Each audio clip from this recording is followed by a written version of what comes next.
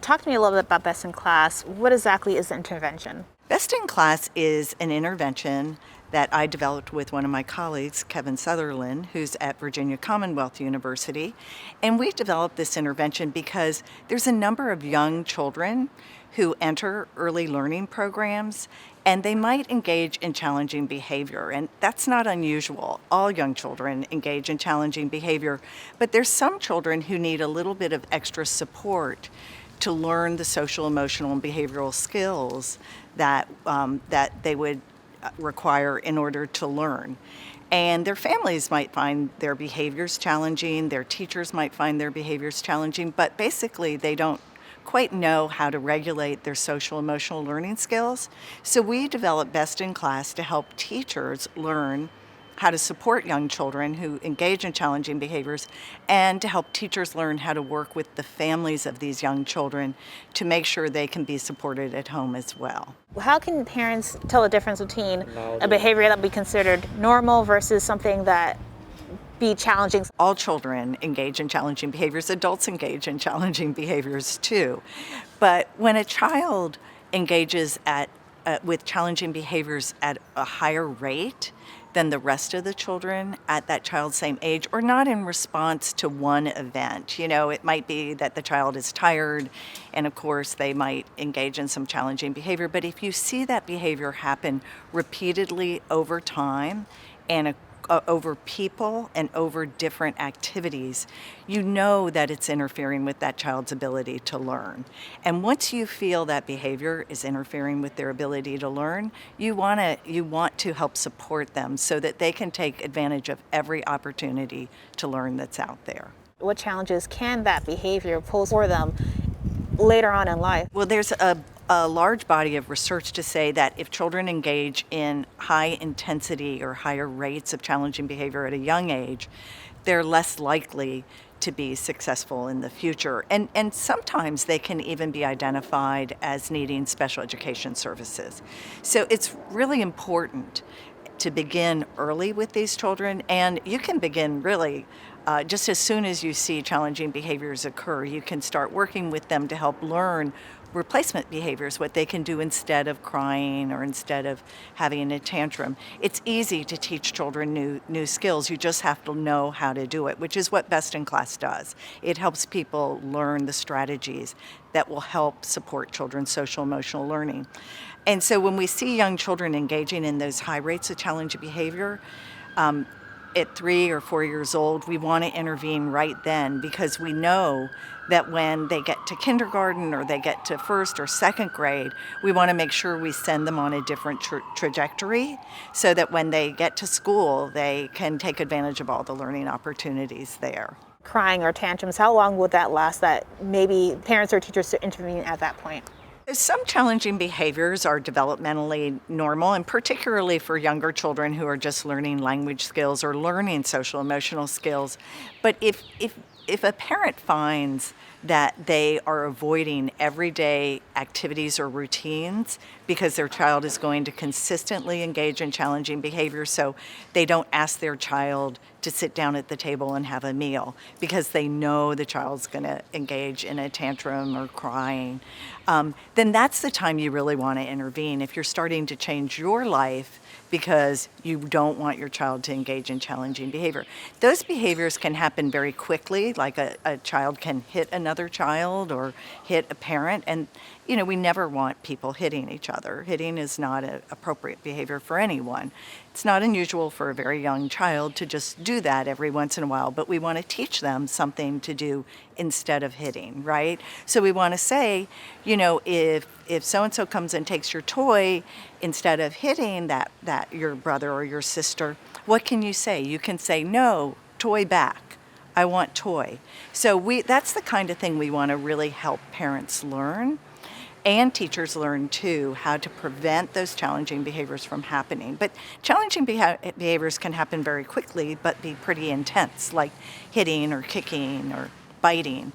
Or they can happen over a much more extended period of time, like crying or a tantrum that can last many, many minutes. So it's really more the impact of the behavior on the child's family or the child's classroom experience. When we see young children engage in chronic or repeated challenging behavior at a young age, it makes us aware that that challenging behavior could worsen over time, and experience of negative interactions with their parents or their teachers when they enter an early learning program or even school can happen. So when that happens, that sets the child on a negative learning trajectory. So we want to intervene very early, teach the child how to engage in positive interactions which promote positive relationships. When children engage in positive relationships, when they enter early learning or at home settings or they go into kindergarten, then their trajectory is much better for supporting their academic success later on. If they're engaging in negative interactions or have what we call coercive relationships, they're more likely to be identified for special education at a later age. They're also more likely to not engage in learning opportunities, which can lead to failure academically. And they can even be more likely to end up dropping out of school or engaging in juvenile delinquent type of behavior. So there's a long history of research that says if we don't work with children early and prevent those challenging behaviors from getting worse, their trajectory is not as positive. Talk to me about your study that you did with the Best in Class. Best in Class has had a number of research studies, but the one I want to focus on today is the pre-K efficacy study, which was funded from the Institute of Education Sciences, the National Center for Special Education Research. And we're very grateful to the IES for that funding because it was the first efficacy study we did on Best in Class. We worked with 469 children and families and 189 teachers. Half of are located in Virginia and half are located in Florida. And we tested the Best in Class intervention. So we coached teachers using the practice-based coaching model that's been developed here at the Anita Zucker Center at the University of Florida. We coached teachers in how to implement the Best in Class intervention in their classroom during everyday learning opportunities repeated throughout the day.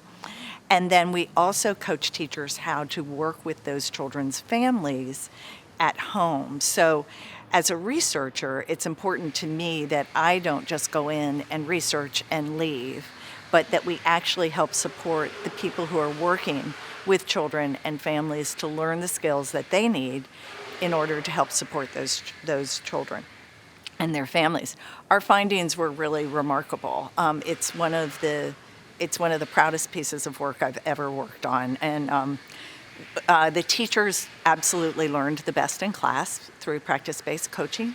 They also increased their self-efficacy, so they reported feeling better about their classroom. We had one teacher say that she felt really run down and kind of burnt out. And then after receiving Best in Class coaching, she felt re-energized and felt like she could really work with her children and the families. But the teachers report feeling better, more self-efficacious. They have closer relationships with the children than in comparison to the control group. They have more positive interactions with the children, and their classroom atmosphere increases overall, so it benefits every child in the classroom. The children learn social skills that they didn't know before, so they have more positive social emotional engagement. Their challenging behaviors decrease, and they have more closeness with their teachers and positive relationships with their teachers and their peers. And their families report being able to implement the practices in their home, and that the challenging behaviors in their home decrease as well. So it's been a really positive outcome. Since then, we've done 2 other randomized control trials, and we're engaged in another one. When you were conducting the study with the teachers, could you give me some of the coaching methods that you provided them with? To help teachers learn how to implement Best in Class, we use the practice-based coaching model that was developed here at the Anita Zucker Center at the University of Florida. And it's a collaborative partnership that a coach and a teacher